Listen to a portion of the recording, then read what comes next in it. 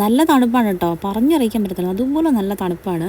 ഇത് നമ്മൾ എന്തായാലും തേനി എത്ര വരെ ഈ ഒരു ക്ലൈമറ്റ് തന്നെ ആയിരിക്കാനാണ് സാധ്യതയെന്നാണ് ഇതിന് മുന്നേ പോയൊരു എക്സ്പീരിയൻസ് വെച്ച് ഉമ്മച്ചിയും അബിച്ചിയൊക്കെ പറഞ്ഞത്.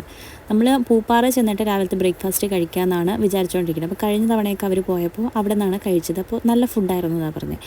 അപ്പോൾ ഇപ്പോൾ നമ്മൾ പൂപ്പാറയിലോട്ട് എത്തുവാണ് കേട്ടോ. ഇവിടെ എത്തിയപ്പോൾ ഈ മരങ്ങളൊക്കെ ഉണ്ടല്ലോ, ഈ എന്താ പറയുക, ഡ്രാഗണൊക്കെ നിൽക്കണ പോലെ പ്രത്യേക ഷേപ്പിലൊക്കെ ആട്ടോ മരങ്ങളുടെ വളർച്ച. കണ്ടപ്പോൾ നല്ല രസം തോന്നി, കാർട്ടൂണിലൊക്കെ കാണുന്ന പോലെ. ഇവിടെ രാവിലെ ആയതുകൊണ്ട് തന്നെ തിരക്ക് വളരെ കുറവാട്ടോ റോട്ടിൽ. അവിടെ ഇവിടെയൊക്കെ ഓരോ വണ്ടികളൊക്കെ ഉള്ളൂ. കുറച്ച് കഴിയുമ്പോഴത്തേക്കും നല്ല തിരക്കാവും. ഇവിടെ ഫുൾ എസ്റ്റേറ്റ് മേഖലയാണ് കേട്ടോ. എങ്ങോട്ട് തിരിഞ്ഞാലും തേയിലക്കാടും ഏലക്കാടും തന്നെയുള്ളൂ കാണാനായിട്ട്. നമ്മുടെ മൂന്നാറിലൊക്കെ പോകുമ്പോൾ ഉള്ള കാഴ്ചയിൽ അതേ വൈബ് തന്നെയാണ്. അപ്പോൾ ഫോട്ടോ എടുക്കാനൊക്കെ ഒരുപാട് സ്പോട്ട് ഉണ്ട് കേട്ടോ ഇവിടെ. അങ്ങനെ ഞങ്ങൾ പൂപ്പാറയിൽ തന്നെ ശ്രീകൃഷ്ണ എന്ന് പറഞ്ഞ ഈ ഹോട്ടലിൽ കയറി കേട്ടോ.